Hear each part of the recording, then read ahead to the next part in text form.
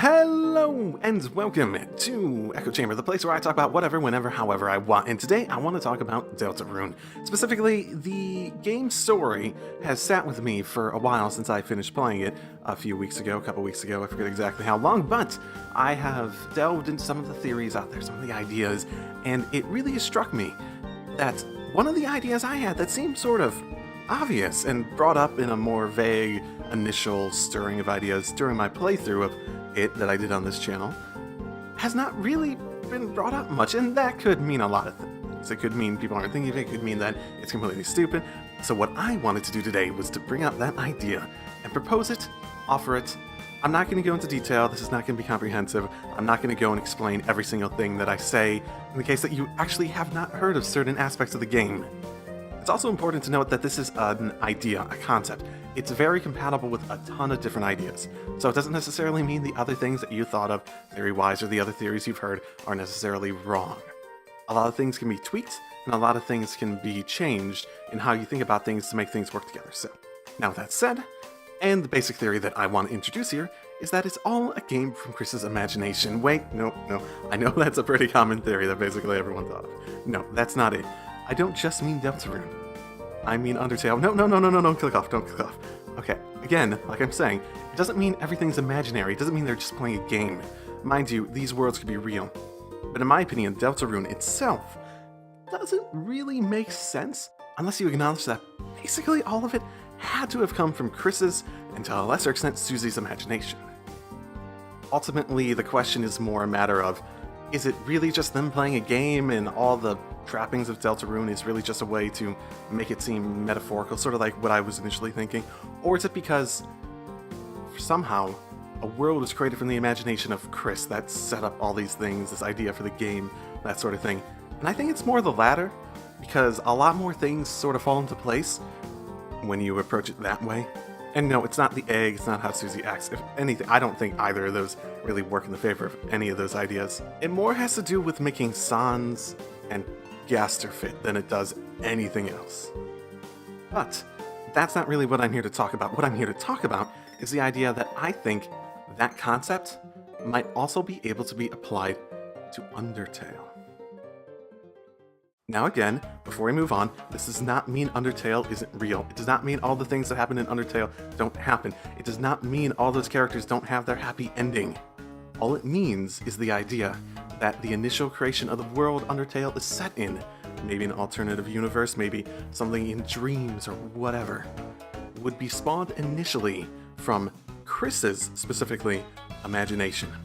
Basically, the idea would be that Undertale is the story of Chris playing out a game in his imaginary character called Frisk, and playing out this game in the same way Deltarune is basically offered. A game that allows him to delve into a world where he feels he has control. He can make the world whatever he wants, likely as a coping mechanism to deal with some event earlier in Chris's life. Maybe the parents splitting up, maybe something else happened. I'm not speculating so much on those specific details, but I think a lot of stuff starts to make sense if you acknowledge that. First, let's lay out a few of the reasons why I think this is probably the case. I already mentioned the Chris Frisk name. It's very similar names. Frisk sounds like the name someone named Chris. Like, as a kid, might be like, oh, you want to make up your name for your character? Let's just mess with my name a little bit and we'll come out with this Frisk name. It sounds like that sort of name. Add in the fact that Undertale lets you name your character, meaning that the kid might not have named him that.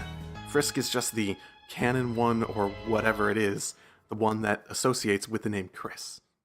And that matter of choice, like in the names, is really the aspect of Undertale that really makes me think that this is the case.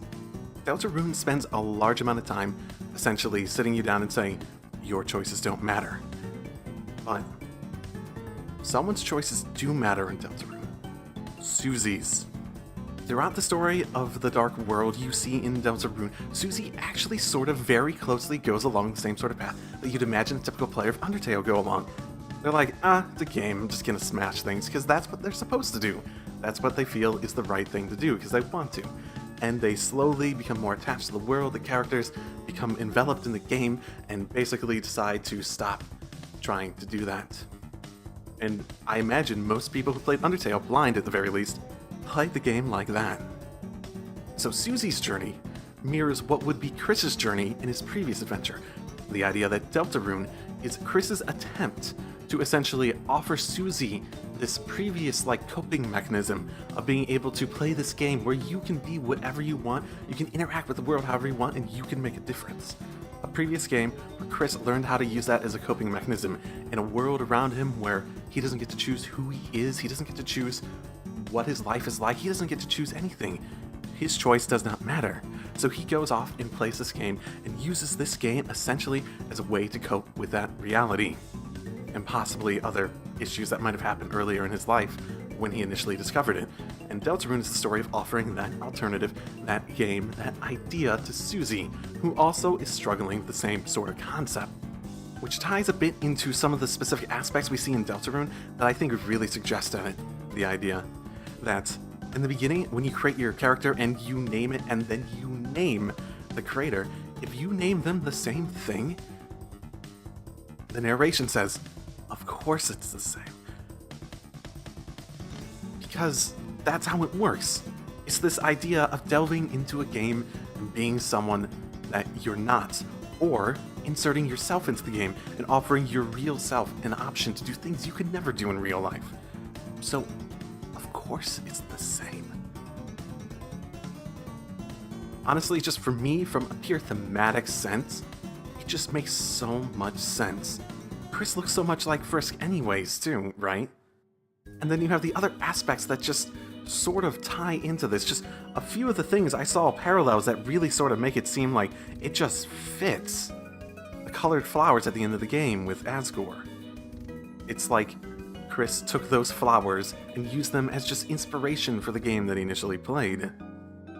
It's why so many of the characters are the same between Deltarune's normal world and Undertale, because those were inspirations. The idea would be stuff like a genocide run would be a kid playing through a game where he set up all these people he knows into this fantastical situation and using it as an excuse to just destroy them because he wants to take out and vent his anger on them. And the true pacifist run would be the sort of person who actively has played the game either enough, hence the time loops in Undertale, to the point where they just simply have learned how to move on from the issues that they were using the game to cope with.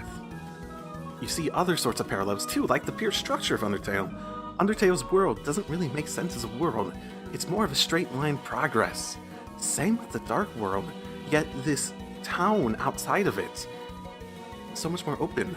People live, they have houses, there's this whole sort of town that's sort of open, you can go different places. It's not linear in the same way. There's this weird parallel in how the Undertale world is constructed in comparison to how the Dark World is. It just sort of makes it seem like it really does make sense.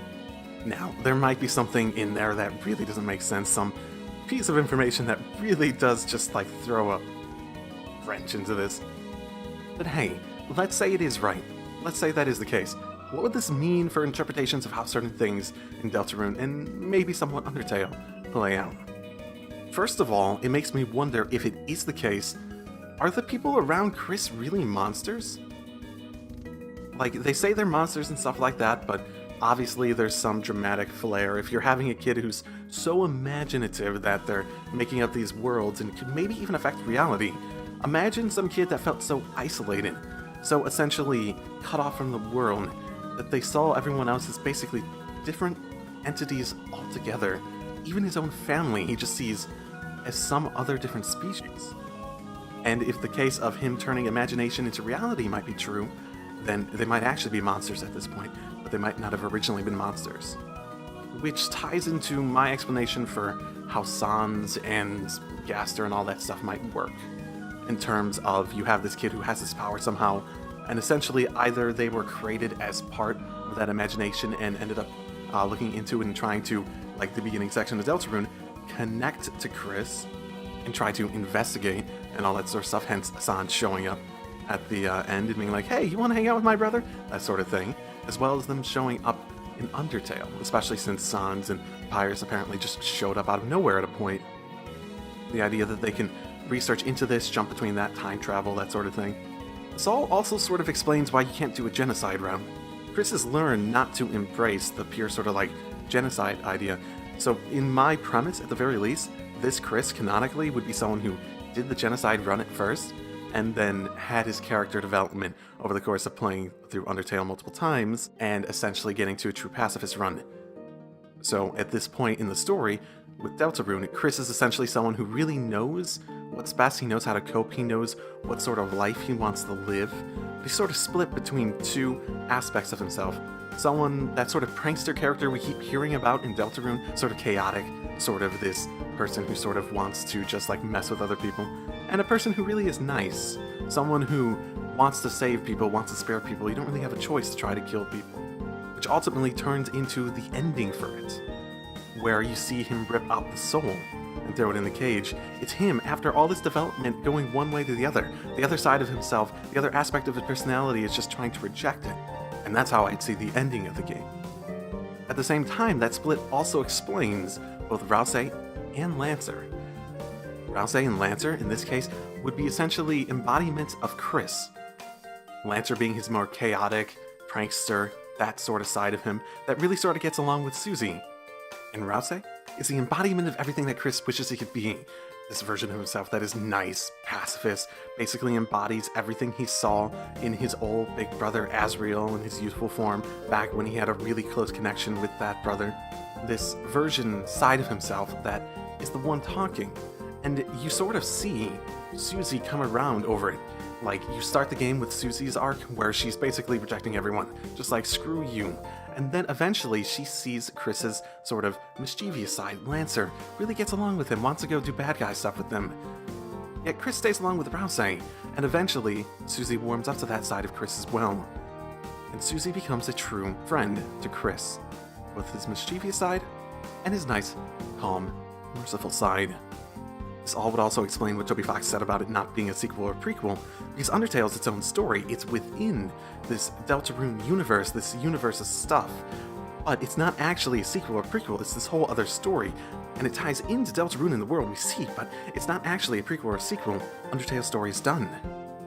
All that's left is for the fallout and the world is born from to truly come about. You even see the song at the end, which almost feels like it's more about finding some real connections, where the fantasy of the game is a good coping mechanism to deal with some of the problems Chris has and Susie has. What really will save them is someone with them in the dark. And that's my theory on Deltarune. Yes, it's not comprehensive. It's just basically me talking about a number of notes I wrote down when I was at work, like contemplating the idea. And yes, I did go across a bunch of other theories, and those did help me develop this theory and consider exactly what aspects of it needed to maybe be altered to make it make the most sense. And I feel like the idea in its current state really does seem to match most everything that we've seen, and it does sort of match the thematic stylings that we're seeing in Deltarune and the story going forward. So, it might be completely wrong, but it's an idea that I haven't really seen people talk about. The idea that Undertale is like Deltarune and is an imaginary world physically created from the imagination of Chris in order to play a game as a coping mechanism for his development and Susie's development is not really something I've seen even brought up once throughout all the different theories that I've seen. So I figured it might be nice to put it out there at the very least. If you have any questions about what I think certain elements of the game, how they might factor into this theory, feel free to ask, assuming this isn't like a year later and I don't remember shit about my ideas. I will gladly debate and possibly put forward any further ideas to develop the ideas I have in my head even further. So, thank you for coming around, thank you for watching the Let's Play of Deltarune. If you have, thank you for your time, and I'll see you all next time. Drive safely, everyone.